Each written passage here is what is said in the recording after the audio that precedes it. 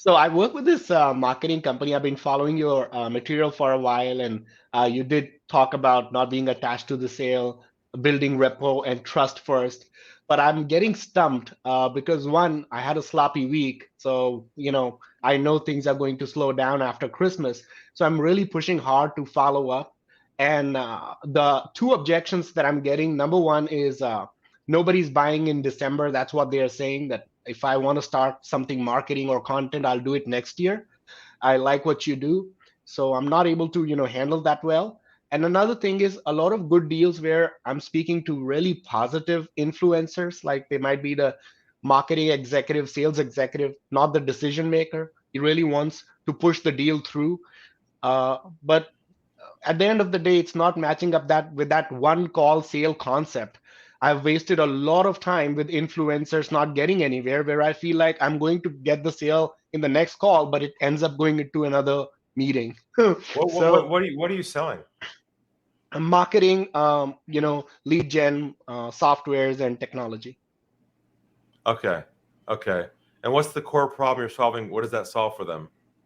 It gets them meetings on their calendar. So we generate opportunity and appointments. So do you guarantee that you'll get them appointments on their calendar? You'll Yes. get them leads? Yes. Okay.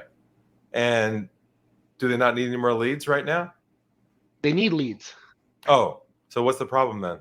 So I'm role playing with you for a second here. Okay. Because it could be that what you're doing is, and I'm not sure, but you could be spending energy and time educating them on your system, on your technology, on your process, on your model, on how you work, on this. A lot of energy around how you solve the problem, but maybe not enough focus on the value of the problem itself.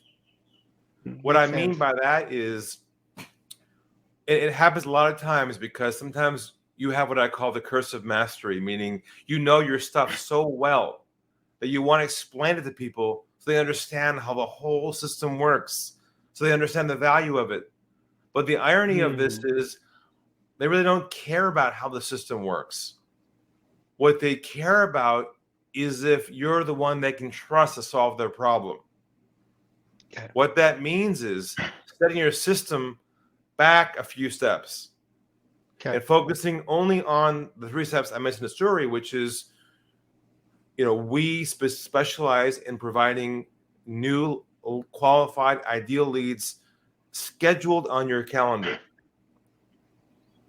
Makes sense. I think you're right, Ari. I was focusing more on the process because it's a very competitive industry. Every other guy is doing marketing. I thought that I might win their trust by telling them how my process is different, but not focusing more on the pain and going back to, asking simple, do you need meetings? That's what I do. I give you a guarantee. You see, marketing has been commoditized. You can't differentiate, even though in your mind it might be different. From their point of view, it's just noise. Yes. I mean, go to LinkedIn, look at your inbox. They get emails every day of people saying, I can book you appointments from LinkedIn. They don't believe you. So you can't leverage the conversation off your system. Forget describing how it works. Okay. Just first get agreement on whether they want to solve their problem or not, and whether it would help their business grow if they got appointments on their calendar.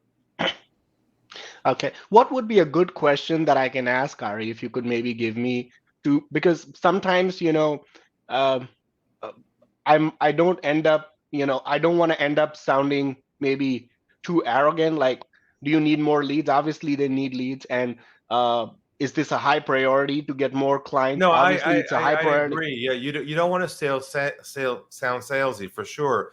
You change your languaging to our approach. So it goes something like this. Would you be open to a new perspective? Love it. On how to have pre-scheduled appointments with ideal clients on your calendar?